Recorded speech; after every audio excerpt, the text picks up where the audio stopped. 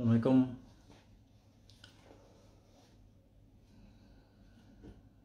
Selamat malam semuanya dimanapun sahabat berada.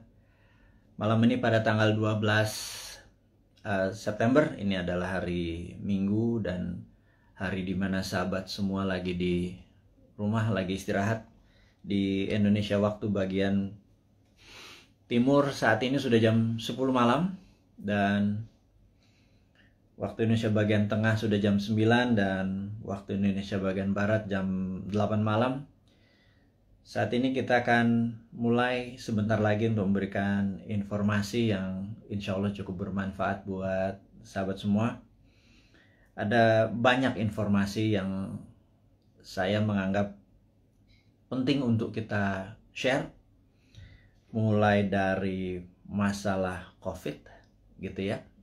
Kemudian PPKM yang kita berharap sudah bisa turun.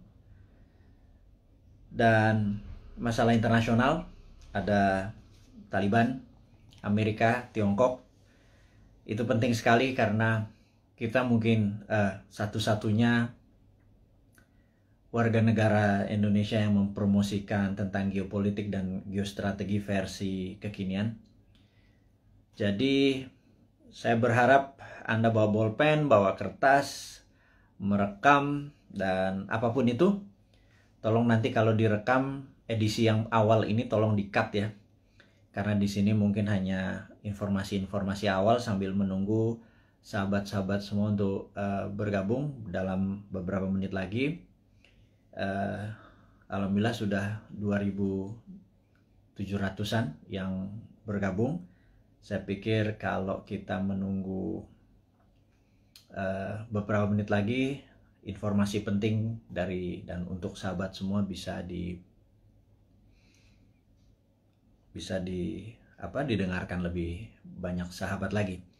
Sambil menunggu suara saya mohon dicek, kalau kurang keras saya akan tinggikan volume speakernya, kalau cahayanya kurang terang tolong dikode dengan jempol dan lain sebagainya. Saya menggunakan speed dan suara yang sangat pelan, jadi kalau suara di sini sudah terdengar, saya pikir akan menggunakan intonasi seperti pada saat ini. Jadi tidak berapi-api, juga tidak letoy seperti pejabat-pejabat yang ada pada saat ini. Kita juga nggak mau berapi-api, ntar disangka kita mau kampanye gitu ya. Jadi kita tahu, kita sebelum mulai kita membahas beberapa poin yang saya akan ceritakan. Nomor satu, mungkin kita akan cerita tentang Westphalian. Ini ada pelajaran sejarah. Kemudian tentang solusi dari COVID, tapi bukan orang yang terpapar COVID, tetapi tentang long COVID. Ini juga penting untuk kita diskusikan sebentar lagi. Jadi sahabat semua, kita sudah 3.500. Baik. Assalamualaikum warahmatullahi wabarakatuh. Dimanapun sahabat berada yang hari ini merelay atau menonton atau menyaksikan Bosman Live yang akan menceritakan hal-hal yang menarik pastinya, karena sudah lama kita tidak mengudara dan men-share. Jadi ada informasi nomor satu adalah tentang hilangnya akun YouTube dari Bosman. Ini menarik nih. Ini menarik. Jadi sahabat semua, akun YouTube Bosman beberapa saat yang lalu pernah hilang. Itu adalah setelah kita mendapatkan lebih dari 10 kali peringatan. Ternyata akun kita hilang. Dan saya ingat peristiwa hilang itu kita menuntut atau appeal dalam bahasa hukumnya. Kita menuntut keadilan dengan YouTube Indonesia dan YouTube internasional, dan juga kita berpikir lalu di situ didapat bahwa YouTube Bosman didapat informasi yang mengandung hoax, fake, dan disinformasi. Jadi dari 600, nggak nyampe waktu itu 500 sekian video dianggap mengandung hoax, mengandung fake news atau informasi yang fake dan disinformasi-informasi yang salah. Itu kita menarik karena kita melihat informasi yang sama di tempat lain tidak didapat kritik. Ternyata kita baru sadar bahwa sistem algoritma dari sosial media, entah itu YouTube, IG, Facebook, Twitter, dan lain sebagainya, ternyata mereka kalau mendapatkan komplain dari 1-2 orang, mereka tidak peduli. Tetapi kalau komplainnya sampai 1000, mereka memperhatikan, bahkan algoritma robotnya langsung memperingati sosmed yang diserang dalam tanda petik. Nah, rupanya kita mendapatkan serangan dari ribuan akun-akun yang menyatakan video-video narasi Bosman mengandung hoax, fake, dan disinformasi terhadap itunya. Nah, ini menarik karena sistem algoritma dari sosmed tersebut ya langsung aja men-take down semuanya. Dan tapi itulah kebebasan berpendapat. Kita tahu bahwa saya ingat salah satu tim kita, Pak, yang punya YouTube kan Google, Pak. Bagaimana kalau kita appeal atau mencoba bertanya ke Google gitu ya. Nah, menarik. Kita melakukan appeal, kita berdiskusi bahwa tolong dicek dari 600 video Bosman tersebut, yang mana yang Anda anggap fake, yang mana yang Anda anggap hoax, yang mana yang Anda anggap disinformasi. Kita mau menantang atau men-challenge. Saya ingat peristiwa itu adalah hari Minggu jam 1 malam. Jadi hari Sabtu di Amerikanya jam 1 siang. Kita appeal selama beberapa jam dan kemudian alhamdulillah jam 4 pagi itu YouTube kita on lagi gitu ya. Dan kita mendapat peringatan. Nyawa kita hilang 1, kalau 0 maka akan hilang selamanya. Dan sejak saat itu kita terpikir bahwa suatu hari, karena mereka para buzzer ini sudah tahu bagaimana membungkam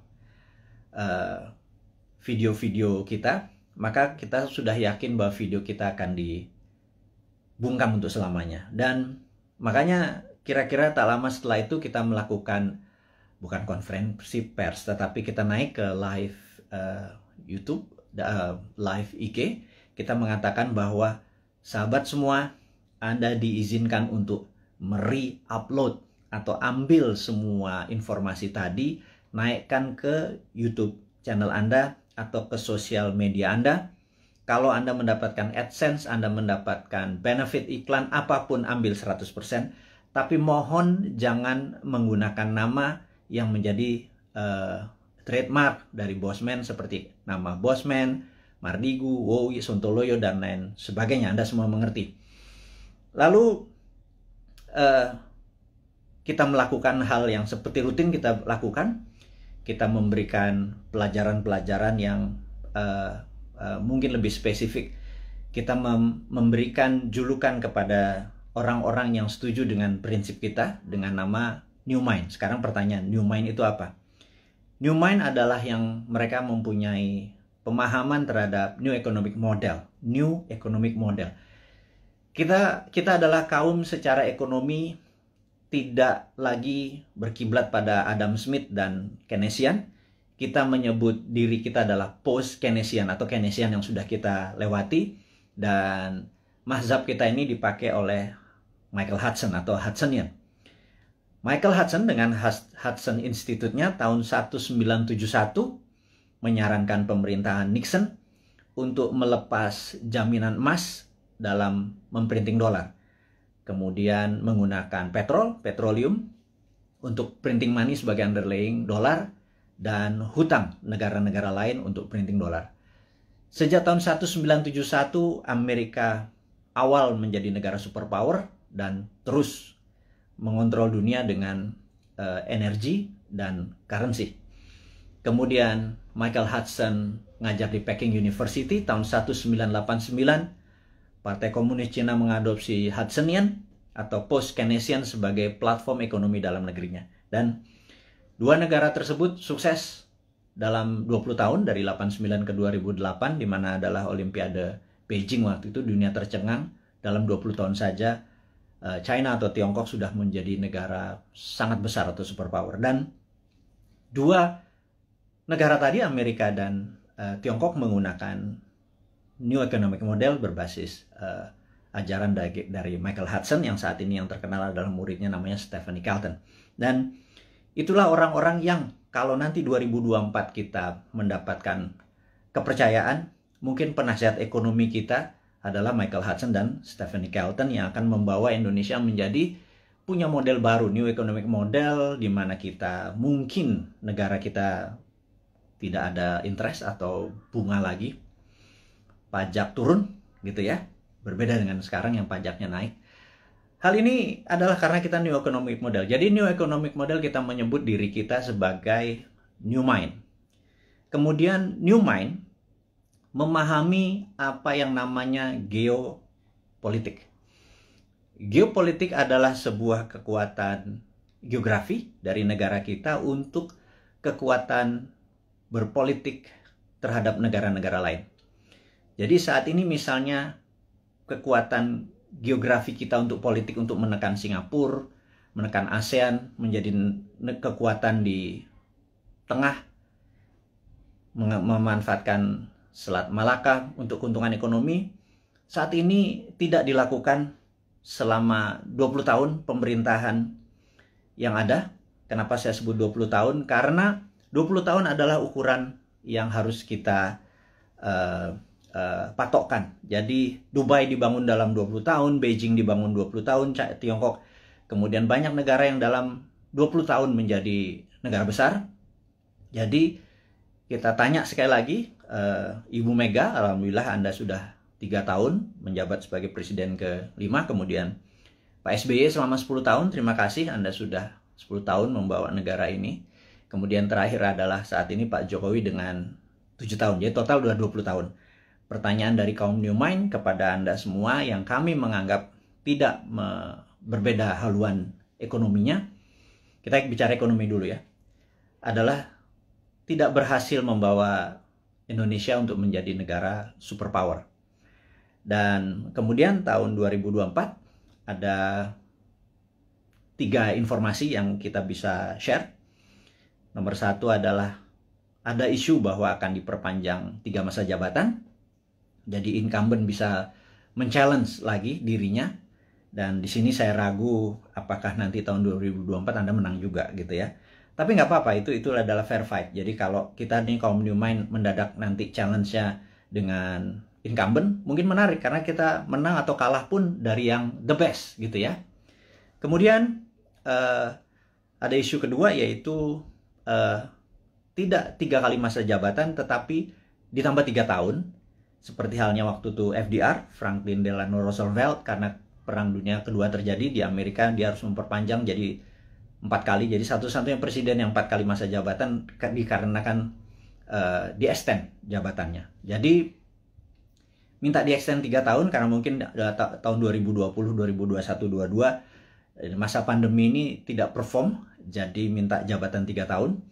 Dan baik itu jabatan 3 tahun ditambah, walaupun nanti 5 tahun lagi, atau 3 kali masa jabatan, itu keduanya harus MPR putuskan dan DPR. Jadi saya yakin Anda bisa lakukan karena DPR saat ini sudah Anda kuasai, ditambah PAN bergabung, jadi udah 82% suara Anda.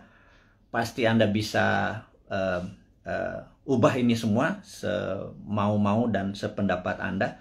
Nggak apa-apa, itu free fight, itu pasar bebas, itu adalah demokrasi, kita nggak perlu marah.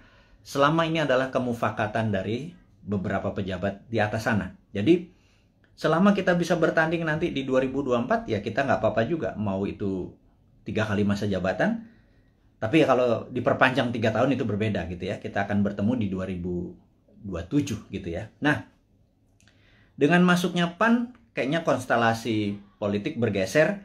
Apakah PAN masuk kabinet seperti informasi yang kita ketahui? Apakah Pak Zul masuk atau Mas Trisno Bahir masuk? Mungkin Menko Kesra, saya nggak tahu. Saya cuman mengira-ngira aja. Kemudian Pak Hadi, Panglima kita yang mendekati masa pensiun, apakah dia masuk kabinet? Atau penggantinya di Panglima bisa Pak Andika?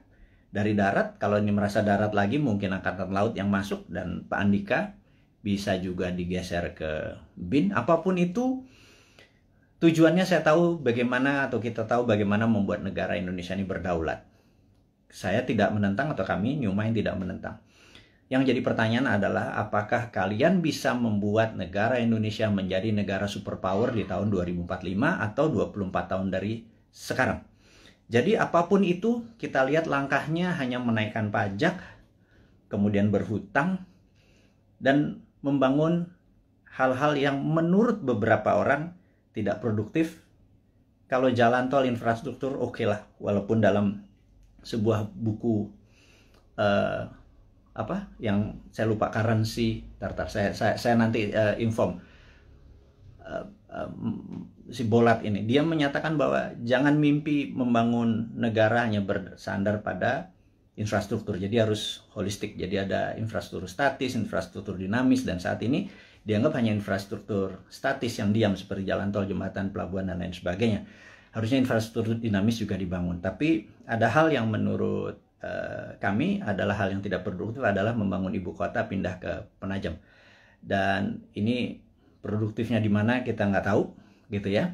Tapi yang jelas itu bukan hal yang penting, karena bagi orang seperti saya atau kaum New Mind ini yang sangat percaya pada kedaulatan sebuah bangsa, Penajam itu sangat lemah sekali jika ada serangan dari negara lain, karena sisi utara ada Malaysia, Sarawak, di mana pangkalan militer Malaysia terbesar adalah di utara Kalimantan, di Sarawak. Kalau menyerang Penajam kurang dari setengah jam, bawa bom pesawat pembom rata tanah, dan kita nggak punya perlindungan sama sekali. Jadi saya pikir membangun Penajam, membangun ibu kota, nomor satu adalah harusnya membangun pangkalan militer terlebih dahulu. Pangkalan angkatan lautnya digeser dulu, pangkalan angkatan udara digeser dulu, kemudian darat dan kepolisian harus dipersiapkan dulu, infrastruktur harus disiapkan dulu, baru ibu kotanya. Jangan dibangun gedungnya dulu. Begitu saya jadi presiden nanti tinggal dibom sama Malaysia, kan gerah kita. Jadi saya rasa sudahlah, jangan nanti jadi hambalang. Penajam itu lupakan. Ini saran dari New Mind. Wahai yang terhormat kepala negara, jangan dilanjutkan. Kita mengutamakan adalah masalah pandemi dulu, gitu ya.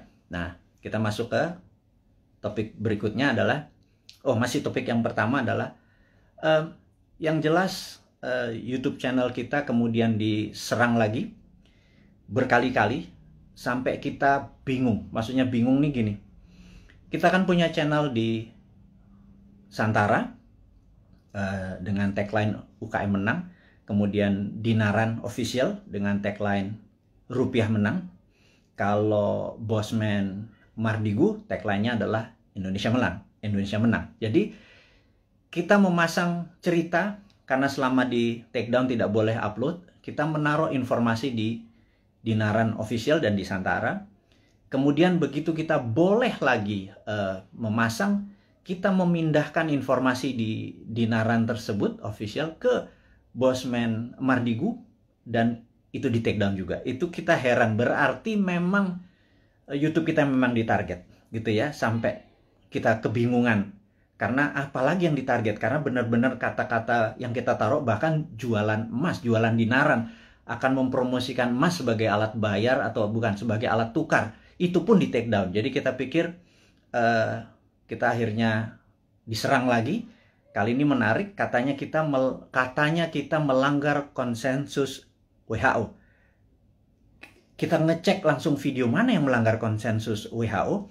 Ternyata di salah satu video, nggak di salah satu, ada 5 video kita tentang BPOM dan vaksin dan COVID. Di situ kita terang-terangan mengatakan kita mendukung vaksinasi, tetapi kita lebih mendukung terapi imunitas, alias mereka dites titernya dulu, dimana kalau titernya 150 ke atas atau 200 ke atas tidak usah vaksin karena antibodinya tinggi. Jangan semua orang dihajar titernya rendah atau tinggi, dihajar semua pakai vaksin, sehingga terjadi pemborosan. Dan menurut kita ini, Ada 400 juta vaksin udah dibeli, jangan-jangan dengan 50 juta kalau kita selected mereka yang titernya di bawah 150 antibodinya itu yang divaksin, maka jangan-jangan 80% penduduk kita yang di kampung-kampung sana yang hanya makan tiwul, hanya makan jagung rebus terus ngopi terus ngakak-ngakak tuh titernya pada tinggi semua karena bahagia semua. Sementara yang bermasalah nyara orang di kota dan pejabat-pejabat terutama politikus yang titernya rendah walaupun makannya enak, mungkin karena duitnya nggak halal kali ya. Mereka-mereka yang dikasih vaksin gitu. Nah, ternyata kita mempromosikan imunoterapi atau terapi imunitas itu dianggap melanggar konsensus WHO. Dan kita di take down lagi. Jadi kita mulai mempelajari apa sih konsensus WHO. Ternyata konsensus WHO itu adalah vaksin itu suggested, atau dalam bahasa Indonesianya vaksin itu disarankan. Sementara kayaknya nih ya, pemerintah kita kayaknya, sekali lagi ya, mohon maaf nih, kayaknya kalau Anda marah, Anda geeran atau Anda baperan. Kalau baperan jangan jadi pejabat ya. Jadi kayaknya di Indonesia vaksin itu mandatori, diwajibkan. Sementara WHO hanya suggested atau menyarankan. Jadi di sini kita ada sedikit pertanyaan, kita tidak melanggar konsensus WHO, tapi mungkin melanggar mandatori atau perintah dari pemerintah saat ini.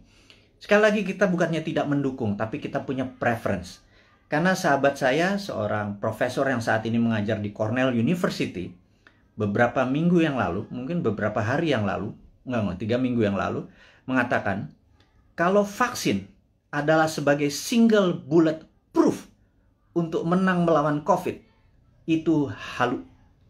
Jadi dianggap delusion. Jadi menurut beliau, kalau kita menganggap atau kita berpikiran bahwa untuk menang melawan virus corona ini, vaksin adalah satu-satunya single bullet proof, itu delusion. Jadi itu kata-kata sebenarnya cukup sadis gitu ya. Karena sebenarnya ada banyak cara untuk selain vaksin. Taliban itu nggak pakai vaksin, nggak pakai masker tuh, nggak ada yang satupun yang kena. Apa Taliban, apa COVID-nya takut sama Taliban? Itu aja berpikir sangat sederhana. Nah, jadi sahabat semua, akhirnya kita singkatnya adalah di take down forever, permanen. Jadi mendengar hal itu terjadi, RIP, rest in peace, kita dalam waktu 4 jam langsung membuat Bosman Mardigu official. Dan entah bagaimana, tahu-tahu ada 5-6 akun mirip-mirip, ada Mardigu Wowi official, Mardigu Bosman Mardigu unofficial, apapun itu, saya minta dengan segala kerendahan hati dan dengan segala hormat Anda untuk mengganti dengan nama, jangan pakai trademarknya Bosman. Sekali lagi saya dengan hormat memohon Anda untuk mengganti. Karena saat ini orang begitu membuka akun tersebut menjadi tidak terdistract gitu ya dengan penampilan Anda tersebut. Saya tahu niat Anda baik, tetapi saya sudah wanti-wanti, jangan pakai nama trademarknya Bosman, tapi videonya Anda upload, Anda re-upload, Anda share, Anda berhak atas itu semua. Tidak ada hak paten atau right yang saya tuntut, tidak ada. Tetapi jika ada orang keberatan, sayalah keilmuan tersebut yang akan dipertanyakan. Jadi Anda tidak akan bertanya. Jadi sekali lagi, saya mohon maaf untuk Anda. Saya minta dengan segala hormat untuk mengganti channel tersebut, sehingga Bosman Mardigu Official adalah satu-satunya akun. Dan ke depan kita akan punya gaya lain, punya genre lain, punya aliran lain, demi membuat Anda semua mengerti otot atau muscle knowledge atau otot bernegara yang lain yang akan kita ajarkan, yang akan membuat kita menjadi negara besar superpower di 2045. Dan di sini Anda akan selalu mendengarkan kata-kata berulang, yaitu New Mind 1, nomor 2 adalah 024, di mana kita target 024 adalah New Mind sudah mendapat mandat. Itu bukan berarti Bosman atau seorang Mardigu menjadi presiden, tapi kita berharap dalam 3 tahun ke depan, ya, kemarin kita udah punya 100 71 juta viewer. Kalau satu orang menonton 10 video Bosman, maka ada 17 juta sahabat Indonesia yang sudah menonton video Bosman. Kalau kita menarget 1 miliar viewer dengan teman-teman ada sekitar 100 akun bersama-sama, kalau 1 miliar viewer ditonton, maka kalau satu orang nonton 10, ada 100 juta warga Indonesia sudah terkena dengan New Mind. Saya harapkan secara pribadi 70% menerima konsep tersebut. Kalau 70% menerima konsep tersebut, ada sekitar 70 jutaan orang. Itu sudah hampir 50% dari mata pilih di 2024. Dan inilah yang menentukan course atau Indonesia mau kemana nantinya. Maksudnya begini, sahabat semua, sahabat muda, saya mengkhususkan Anda yang berjiwa muda dan masih muda, yang saat ini umurnya 40 tahun paling tua atau 40 tahun ke bawah. 3 tahun lagi paling tua adalah 43, 45 mungkin ya. Dan Anda yang berusia 45 tahun ke bawah, di tahun 2024 Anda adalah merupakan 71% mata pilih. Sebenarnya Anda lah yang menentukan negara Indonesia ini mau kemana. Masih bergantung pada IMF? Monggo. Masih berhutang? Monggo. Pilih aja siapa-siapa yang kira-kira mirip-mirip dengan genre-genre atau aliran 3 presiden terakhir. Pak Bu Mega, Pak SBY, dan Pak Jokowi gitu ya. Atau Pak Jokowi itu sendiri. Jadi, kalau Anda masih mau miring ke Tiongkok, pilihlah yang kita sebut para old mind. Jadi, kalau nanti di 2024 Anda masih memilih old mind, ya nggak apa-apa juga gitu ya. Ya sudah, saya secara pribadi tidak kalah, tidak menang. Tapi saya akan bilang ke anak cucu kita atau kita semua ya saat ini, yang hampir 7.000 sahabat yang saat ini bersama-sama menonton live IG-nya Bosman ini. Saya mohon dengan amat sangat, Anda fight untuk hak Anda, Anda fight untuk cucu turunan Anda, sehingga nanti Anda berkata bahwa anakku atau cucuku, dulu eyang, dulu mbah, dulu Pak Ade, dulu apapun itu, kita fight untuk membawa Indonesia dengan memberi pelajaran baru supaya Indonesia menjadi negara berdaulat, superpower di 2045. Tapi kami kalah. Di 2024 ternyata yang dipilih adalah old mind juga.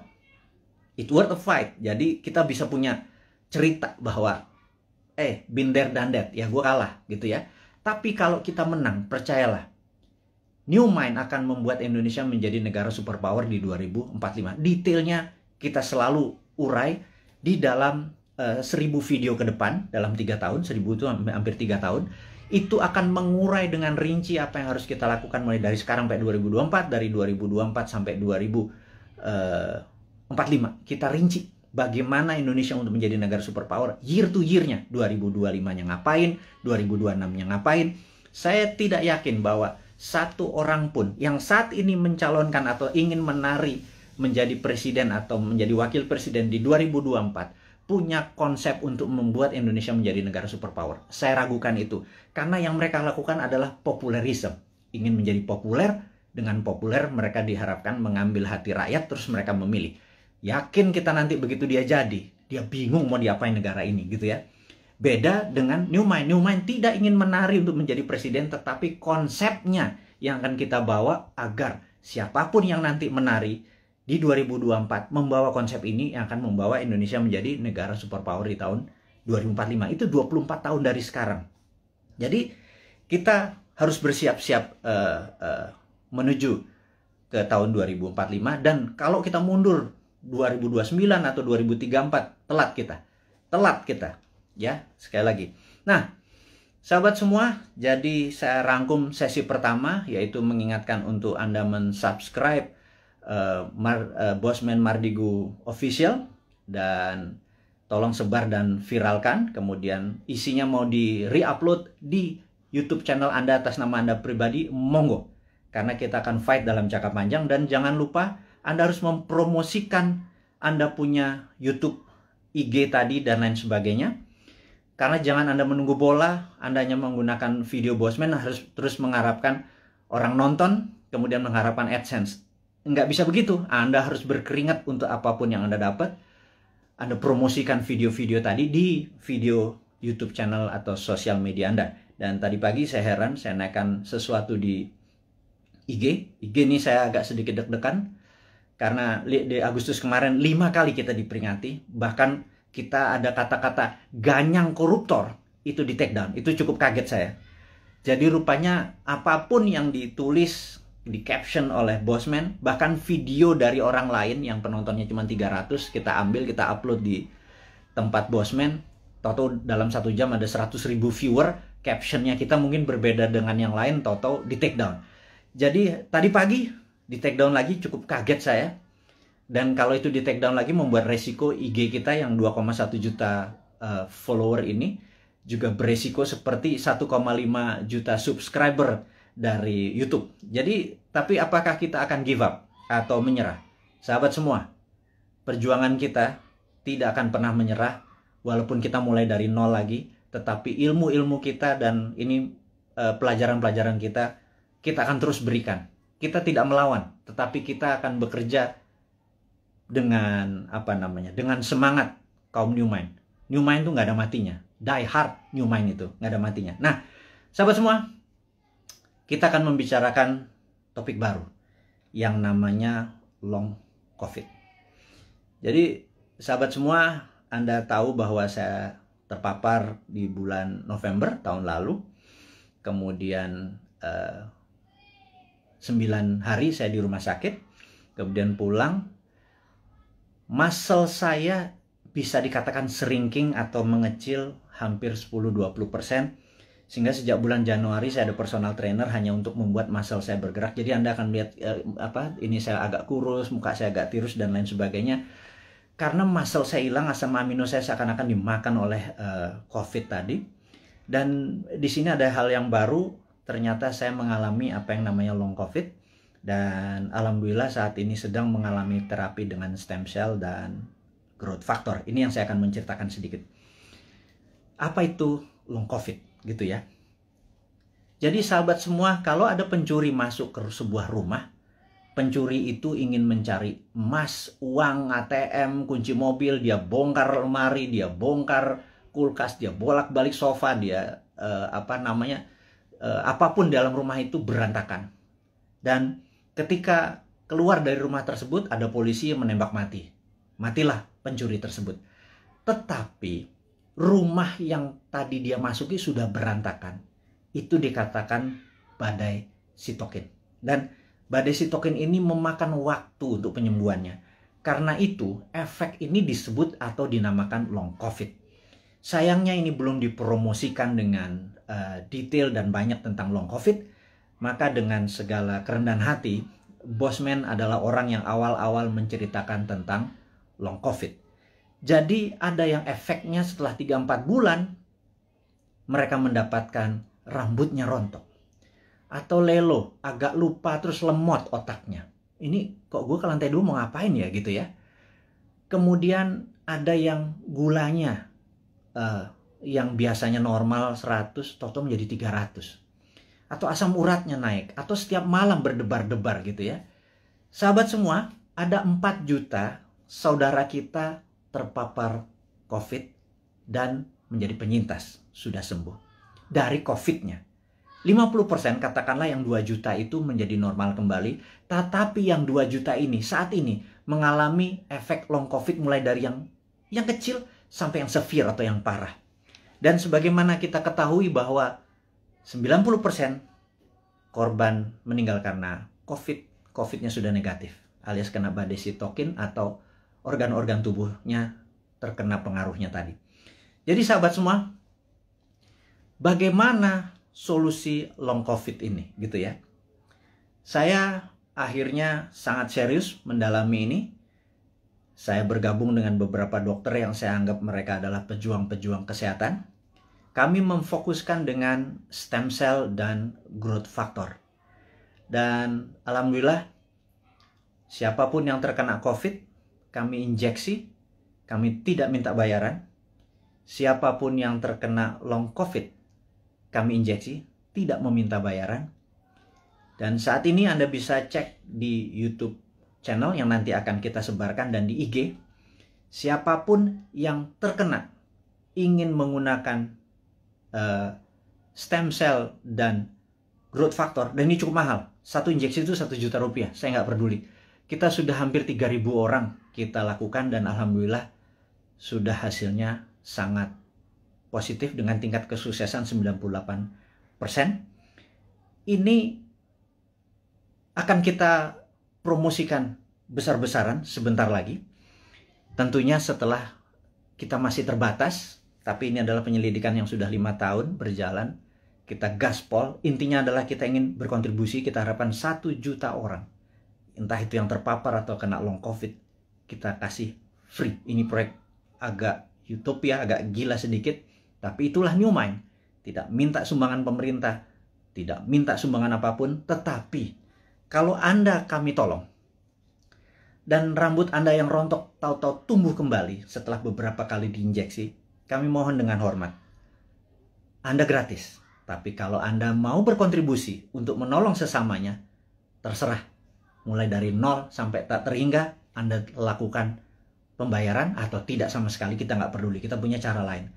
Jadi intinya adalah stem cell dan growth factor ini akan menjadi senjata kita untuk menolong teman-teman yang long COVID. Saya tahu di antara 6.000 saat ini hampir 7.000 ada mereka yang jadi yang saat ini gue deg-degan kalau malam itu jangan-jangan long COVID karena gue udah penyintas COVID. Ini yang membuat gula gue naik, ini membuat dimmer gue naik dan lain sebagainya. Yuk kita diskusi lebih detail lagi tentang hal ini. Anda boleh DM atau nanti komen di IG kita atau di YouTube channel kita, karena kita akan merinci sekali lagi. Jadi ini berbeda sekarang YouTube-nya dengan YouTube yang dulu. Kita akan lebih banyak kontribusi-kontribusi ini, tapi bukan hadiah-hadiah, tetapi benar-benar ingin penyembuhan masalah COVID dan long COVID ini. Ini sedikit kontribusi dari kaum New Mind. Dan bagi mereka yang sehat, supaya tidak terpapar, kita adalah orang yang ingin imunitas kita tinggi. Kita ada immodulator. Ini juga free. Kita akan kasih semua orang. Ini berbahan baku juga ada stem cell dalam tanda petik yang kita keringkan dicampur dengan herbal. Ini juga gratis. Kalau Anda minta immodulator, kita kirim dimanapun, tapi ongkos kirimnya Anda tanggung kalau itu di luar Jakarta. Kalau di Jakarta ambil sendiri. Nanti tempat-tempatnya kita kasih tahu, ada yang di Citos, ada yang di Senayan dan lain sebagainya. Itu detailnya. Immodulator ditargetkan adalah mereka yang ingin titernya atau antibodinya tinggi, atau mereka yang dalam proses penyembuhan setelah recover dari COVID. Sekali lagi, kita akan menyiapkan immodulator. Namun kalau long COVID tadi yang stem cell dengan growth factor, kita injeksi ke muscle atau daerah bokong gitu ya, akan kita masukkan. Oke, itu adalah informasi kedua, sahabat semua. Yang ketiga adalah sahabat saya, seorang profesor filosofi, guru besar universitas cukup terbesar di Jawa Tengah, tadi pagi menyatakan, Mas Mardigu, sampean ini memang gila katanya.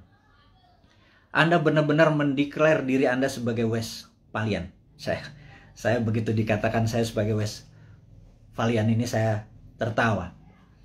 Karena bagi orang seperti saya, no need an explanation tentang apa itu Westphalian. Jadi, tapi saya yakin teman-teman yang masih muda di bawah 40 tahun, mungkin yang memahami Westphalian ini cuman 5-10%. Ya udah, saya review apa. What the hell is Westphalian gitu ya. Jadi Westphalian ini adalah orang-orang yang mendukung. Ini adalah di abad 17, tepatnya mungkin tahun 1648. Ada Westphalian, sebuah kota yang sekarang di wilayah Jerman, Westphalia. Itu mengadakan treaty, perjanjian antara kaum monarki dengan nasionalis. Jadi disitulah masa keemasan awal kaum nasionalis yang nanti melahirkan demokrasi, dan masa suram dari kerajaan atau monarki. Dan sejak saat itu negara-negara Eropa perlahan-lahan monarkinya makin turun dan berakhir di Perang Dunia Pertama. Negara-negara menjadi nasionalis atau disebut nation state. Nation adalah negara, state adalah bangsa. Jadi negara bangsa adalah pemahaman Westphalian. Kemudian di Perang Dunia Pertama, Westphalian menguasai 80% dunia, monarkinya nggak sampai 20%. Kemudian di 1945, Perang Dunia Kedua, ada 100 negara lahir dan semua adalah Westphalian. sehingga monarki menjadi mengecil. Tapi orang-orang monark ini melakukan mungkin memutasi. Mereka menjadi raja-raja seperti Rothschild, Oppenheimer, dan lain sebagainya. Ada 13 raja-raja, keluarga raja-raja, dalam tanda petik, bukan raja beneran, tapi raja ekonomi. Nah, mereka inilah yang mulai menggarap dunia tahun 50-an, 60-an, 70-an terus.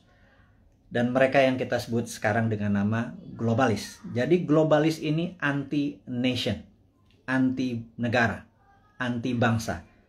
Globalis hanya peduli pada NIK, nomor induk kependudukan. Mereka hanya peduli pada numbers dan sertifikasi. Jadi saya tidak menentang vaksin, saya menentang sertifikasi. Jadi ini jelas ya posisi saya ya. Saya anti sertifikasi, saya anti dimonitor, saya anti diikuti, dibedah. Kita kemana aja, masuk ke mall, keluar mall, masuk ke sini, kita dibedah, kita diikuti, dan ada nomor serinya. Itu adalah cita-cita globalis dari dulu. Kita sebagai kaum Westphalian yang nasionalis patriotik, kita menganggap bahwa mereka adalah common enemy atau musuh bersamanya. Dan globalis ini di belakang Tiongkok dan di belakang Amerika dan negara-negara lemah. Jadi kita takutkan negara tetangga ini sudah terpengaruh dengan globalis, sehingga kita kaum nasionalis, kaum Westphalian ini ya dibungkam, entah di YouTube-nya, entah di IG-nya, atau kita dibungkam karena mereka tidak ingin semangat nasionalis seperti yang Pak Karno promosikan menjadi penghalang kesuksesan mereka mensertifikasi dan memberikan numbers kepada penduduk dunia. Tapi kata-kata guru besar tadi tentang kita adalah Westphalian dan diserang untuk dibungkam membuat saya tertohok. Intinya adalah benar juga ya. Jangan-jangan itu yang terjadi.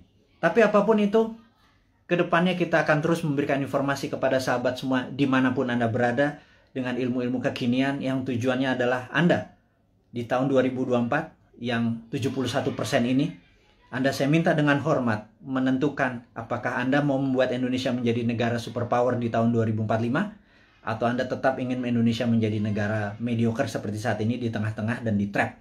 Kena debt trap, kita nggak bisa kemana-mana, siapapun jadi presidennya, menjadi pemimpinnya, terborgol sampai tahun 2045. Anda bisa pilih itu semua, dan untuk itu saya mohon dengan amat sangat Anda promosikan ide-ide dari New Mind ini dengan siapapun. Kita challenge ilmu kita ini, kita lakukan studi lebih dalam lagi. Tujuannya adalah untuk membuat Indonesia berdaulat seperti kaum Westphalian atau nasionalis.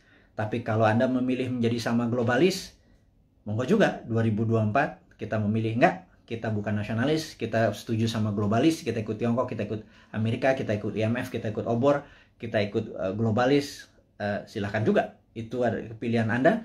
Tapi saya secara pribadi menyatakan diri saya anti globalis, saya Westphalian, saya nasionalis, saya patriotis, dan saya harap mereka-mereka yang mengadopsi New Mind berpendapat bahwa kita anti bunga, deposito kita tidak ada bunga, rupiah kita berputar, dan salah satu transaksinya kita nanti bisa menggunakan alat tukar baru yang namanya emas, di mana cadangan deposito emas kita cukup besar yang bisa menjadi underlying dari transaksi menggunakan emas. Ini adalah prinsip-prinsip New Mind. Sahabat semua, kita sudah bersama-sama hampir 1 jam. Ada 3 topik hari ini yang kita diskusikan. Saya harap video ini bisa Anda tonton sekali lagi untuk memahami maksud-maksud kita ke depan. Kita tidak anti vaksin, kita anti sertifikasi, kita dukung pemerintah dengan vaksinasi, kita dukung dengan strategi menyelesaikan masalah long COVID dan COVID dengan saat ini kita menggunakan stem cell dan growth factor, dan itu sifatnya free. Kita dukung, jadi kita menganggap bahwa vaksin sebagai single bullet proof itu harus ada solusi lain, jangan satu-satunya vaksin, yaitu kita menggunakan solusi dengan stem cell dan growth factor. Yang kedua, kita mengingatkan ada yang namanya long COVID. Long COVID adalah efek setelah terpapar COVID yang saat ini kita duga ada 2 juta sahabat kita, mulai yang terkena dari yang paling ringan hingga yang paling berat, dan ini akan kita gratiskan semua pengobatannya, dan nanti diskusinya kita ada di DM di sosmed kita atau nanti akan informasikan ke YouTube. Terus subscribe YouTube kita, perbanyak YouTube kita, informasinya semua ada di sana. YouTube kita akan menjadi baru, sosmed kita akan menjadi baru dengan tujuan untuk menjadikan Indonesia baru. Akhirul kalam, saya ucapkan terima kasih atas perhatiannya. Mohon maaf lahir batin. Wassalamualaikum warahmatullahi wabarakatuh.